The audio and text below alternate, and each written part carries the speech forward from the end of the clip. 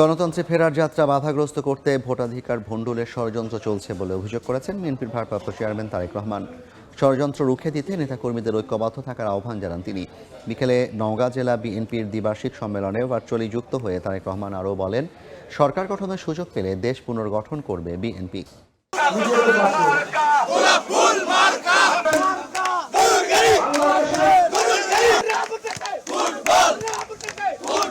দীর্ঘ ১৫ বছর পর অনুষ্ঠিত হল নওগাঁ জেলা বিএনপির দ্বিবার্ষিক সম্মেলন। শহর জুড়ে উৎসবের আমেজ। সোমবার বালুডাঙ্গা বাসস্ট্যান্ডের সামনে কনভেনশন সেন্টারে জড়ো হন হাজারো নেতাকর্মী। বিকেলে সম্মেলনে ভার্চুয়ালি যোগ দেন দলের ভারপ্রাপ্ত চেয়ারম্যান তারেক রহমান। ভোটাধিকার ভণ্ডুলের ষড়যন্ত্র চলছে এমন অভিযোগ করে বলেন, আগামী নির্বাচন সহজ হবে না।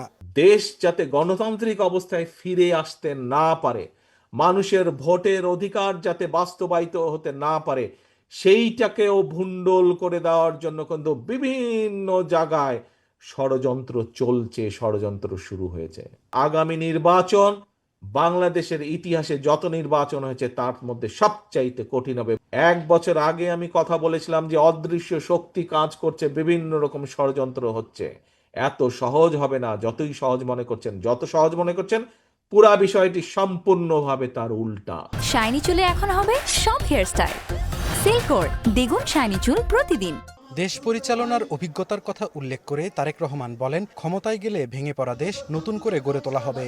বিএনপির অভিজ্ঞতা আছে এই দেশের খাদ্য উৎপাদন কিভাবে দ্বিগুণ করতে হয়। বিএনপির অভিজ্ঞতা আছে কিভাবে এই দেশের নারী সমাজকে শিক্ষার আলোয় আলোকিত করে দিতে হয়।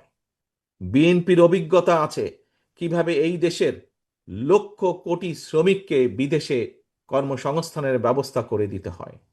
বিএনপির অভিজ্ঞতা আছে কিভাবে এই দেশে শিল্প কলকারখানা তৈরি করতে হয় বা তৈরি করা যেতে পারে এবং তার মাধ্যমে কর্মসংস্থানের ব্যবস্থা করা যেতে পারে। জনগণের আস্থা ও বিশ্বাস যেন নষ্ট না হয়, সেজন্য নেতাকর্মীদের সতর্ক থাকার আহ্বান জানান তারেক রহমান। এই ঘুঘুরা যাতে আসতে না পারে, এই দলের স্বার্থকে নিজের স্বার্থে ব্যবহার করার জন্য সুযোগ না পায়। সাইফুর রহমান রকি, সময় সংবাদ, নওগাঁ।